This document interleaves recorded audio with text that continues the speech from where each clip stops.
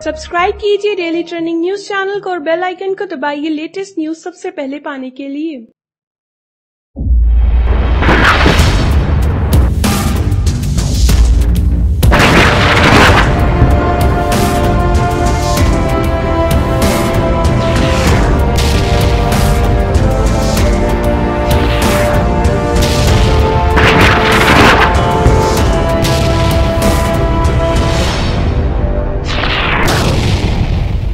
जम्मू कश्मीर के पुलवामा में हुए आतंकी हमले में 40 सीआरपीएफ जवानों की शहादत के बाद पूरा देश पाकिस्तान से बदले की मांग कर रहा है।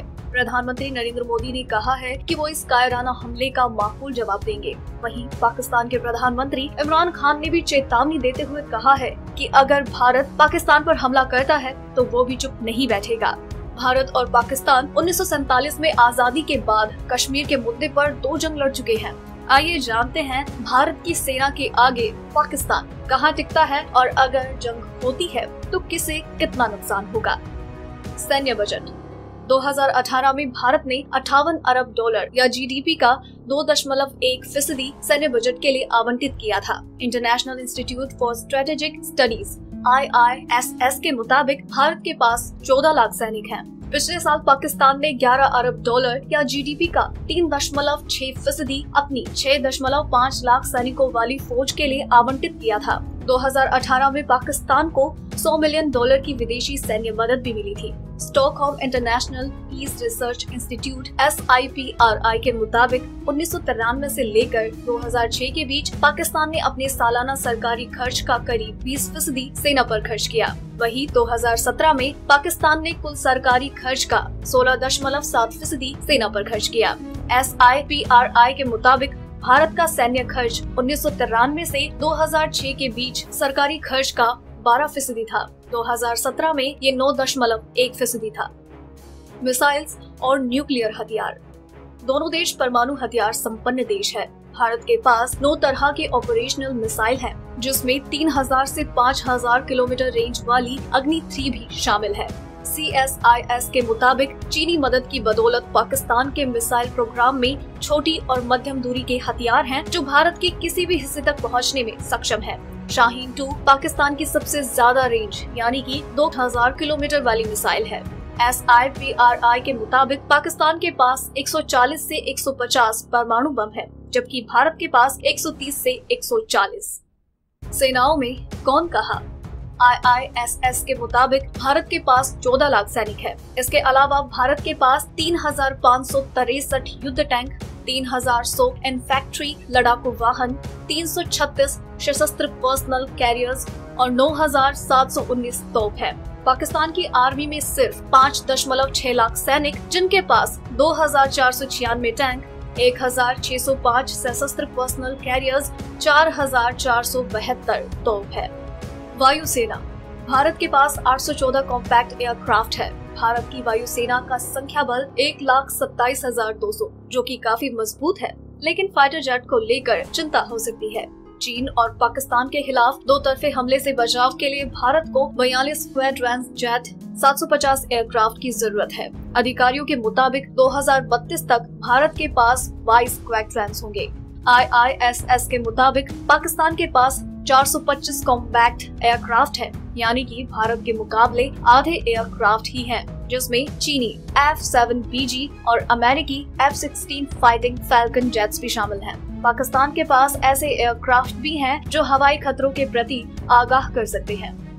नेवी की ताकत, भारतीय नेवी के पास एक aircraft carrier, 16 submarines, 13 frigates, 106 petrol और कोस्टल कॉम्बैट जहाज हैं। नेवी के पास 67,700 जवानों का दस्ता है, जिसमें मरीन्स और नेवल एविएशन स्टाफ भी शामिल है। पाकिस्तान की समुद्री सीमा छोटी है और इसके पास 9 फ्रिगेट्स, 8 सबमरीन्स, 17 पेट्रोल और कोस्टल जहाज है।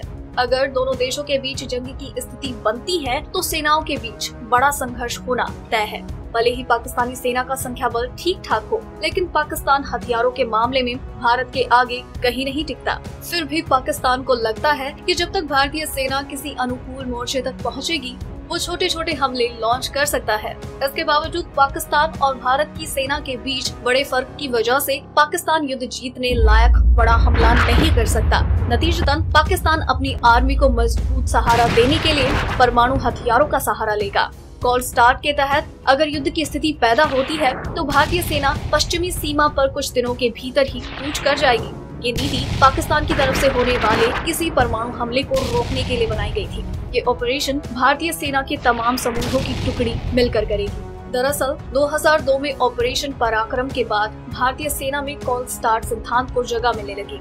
2002 में संसद पर हुए आतंकी हमले के बाद हुए भारत पाकिस्तान संघर्ष के दौरान भारतीय सेना को इकट्ठा होने और पाकिस्तान सीमा पर तैनात करने में 2 महीने लग गए थे। उसके बाद से ही रक्षा विश्लेषकों ने एक नई नीति की जरूरत पर जोर दिया, जिससे भारतीय सेना अपने पूरे सैन्य बल की तैनाती कुछ दिनों के भीतर ही कर सके। कोल्ड स्टार्ट की नीति से भारतीय सेना आदेश जारी होने के 48 घंटों के भीतर हमलों को अंजाम देने की स्थिति में आकर पाकिस्तानियों को हैरान कर सकती है।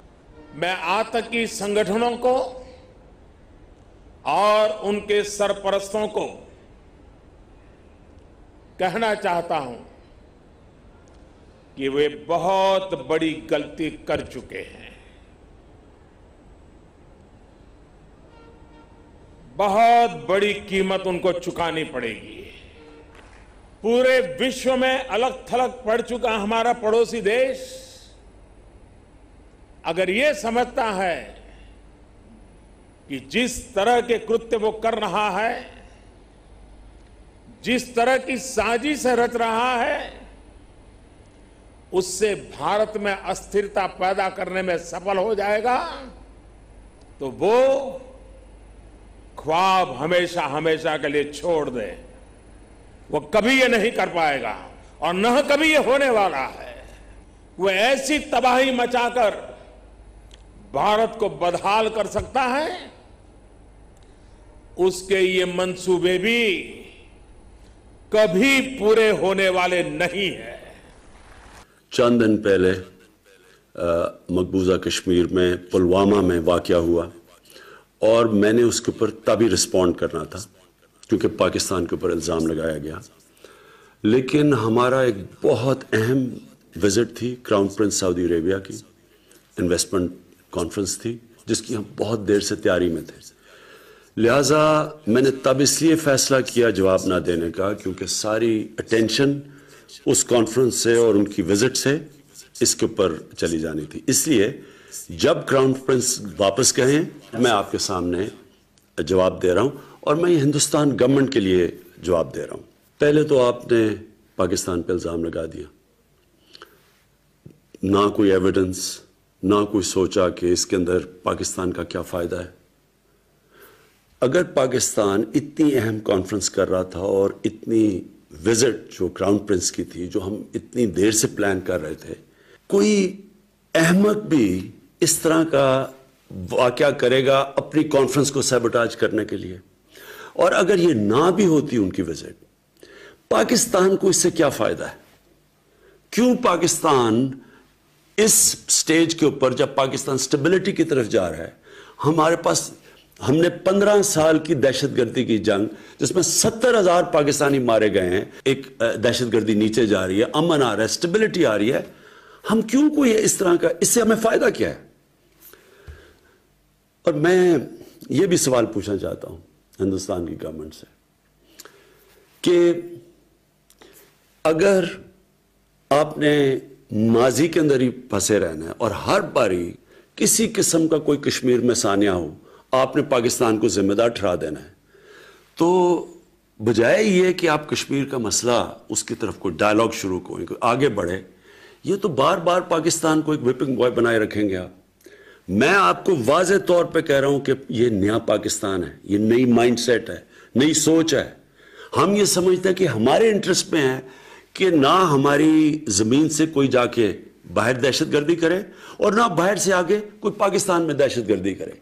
हम स्टेबिलिटी चाहते हैं।